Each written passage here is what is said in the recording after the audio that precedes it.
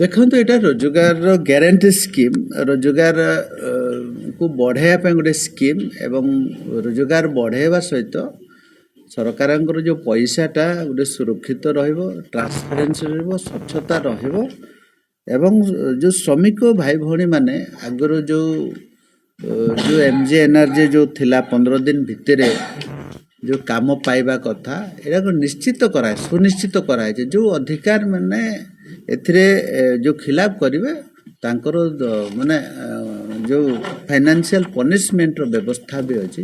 ଏଇଭଳିଆ ବ୍ୟବସ୍ଥା ଅଛି ଯେଉଁଟାକି କେତେଟା ଆମେ ଜାଣିବା ପନିଶମେଣ୍ଟ ଦିଆହେଉଛି କି ନ ଦିଆହେଉଛି 15 ଦିନ ଭିତରେ ଡିମାଣ୍ଡଟା ଫିଲ୍ଅପ୍ କଲେ କି ନ କଲେ।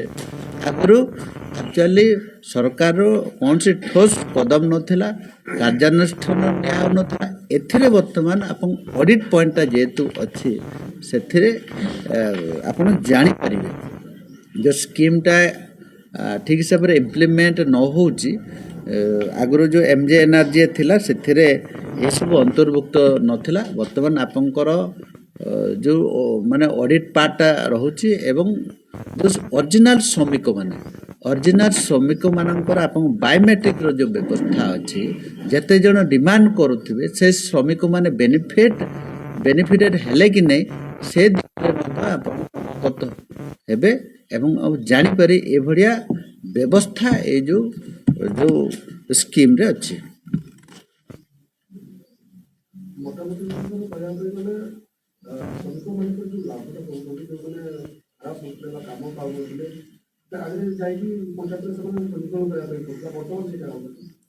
ପଞ୍ଜୀକରଣ ସେଭଳିଆ ହିଁ ହେବ, କିନ୍ତୁ ପଞ୍ଜୀକରଣ ହେଇଥିବା ଲୋକ କି ନାହିଁ ପେମେଣ୍ଟ ଆପଣଙ୍କର ସେ ଲୋକ ପାଉଛି କି ନ ପାଉଛି ଏବଂ ଫିଲ୍ଡରେ କାମ କରୁଛି କି ନ କରୁଛି ସେତିକି ଟ୍ରାନ୍ସପାରେନ୍ସି ରଖାହେବ।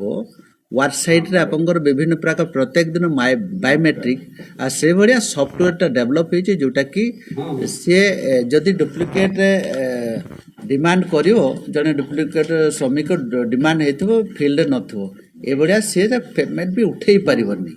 ଏଭଳିଆ ଗୋଟେ ଚେକ୍ ଆଣ୍ଡ ବାଲାନ୍ସ କରିକି ଗୋଟେ ସଫ୍ଟୱେର୍ ବନା ହେଇଛି।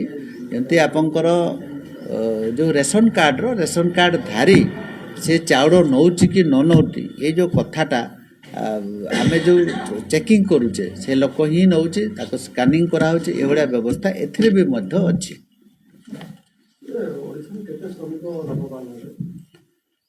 ନିଶ୍ଚିତ ଭାବରେ ଆମର ଶ୍ରମିକ ଓଡ଼ିଶାରେ ଯେଉଁ ଅଛନ୍ତି ଆମର 60-70 ଲକ୍ଷ ଶ୍ରମିକ ବିଭିନ୍ନ ଜିଲ୍ଲାରେ ସବୁ ଅଛନ୍ତି, ସେମାନେ ବେନିଫିଟେଡ଼ ହେବେ। ଆଉ ଯେଉଁମାନେ ବିଶେଷ କରି ଗ୍ରାମାଞ୍ଚଳର କଥା ଆମର ନିର୍ମାଣ ଶ୍ରମିକ ବୋର୍ଡ଼ କିମ୍ବା ସାମାଜିକ ସୁରକ୍ଷା ବୋର୍ଡ଼ରେ ତ ଆମର 50 ଲକ୍ଷ ଶ୍ରମିକ ଭାଇ ଭଉଣୀମାନେ ଅଛନ୍ତି, ସେମାନେ ବି ଏଥିରେ ନିଶ୍ଚିତ ଭାବରେ ଲାଭବାନ ହେବେ କାମ କଲେ। ଆଉ ଓଡ଼ିଶା ପାଇଁ ବିଶେଷ ଆମର ଏଇ ଯେଉଁ ସ୍କିମ୍ଟା ଲାଭ ହେବ, କାହିଁକିନା ଆମର ଗ୍ରାମାଞ୍ଚଳ 23ଟା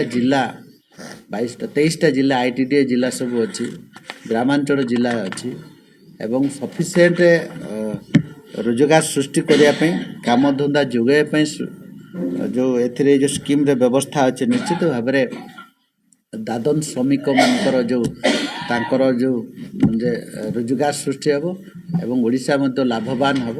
ଯେତେବେଳେ 125 ଦିନର କାମ ଏବଂ ଯେଉଁ ଆମର ଲେବର ମାଇଗ୍ରେଟେଡ଼ ଅଞ୍ଚଳରେ 300 ଦିନର ଯେଉଁ ଗ୍ୟାରେଣ୍ଟି ଅଛି, ଆମର 9ଟା ଜିଲ୍ଲା ବିଶେଷ କରିକି ସେଥିରେ ମଧ୍ୟ ଏମାନେ ବେନିଫିଟ୍ ହେବେ। 300 ଦିନ କାମ ଯୋଗାଇବ ପଞ୍ଚାୟତରାଜ ବିଭାଗ ତରଫରୁ, ଆଉ ବାକି ସବୁ ଅନ୍ୟାନ୍ୟ ଜିଲ୍ଲାକୁ 125 ଦିନର ଯେଉଁ ବ୍ୟବସ୍ଥା ଅଛି ଏଥିରେ ମଧ୍ୟ ସେମାନଙ୍କୁ ଲାଭ ମିଳିବ।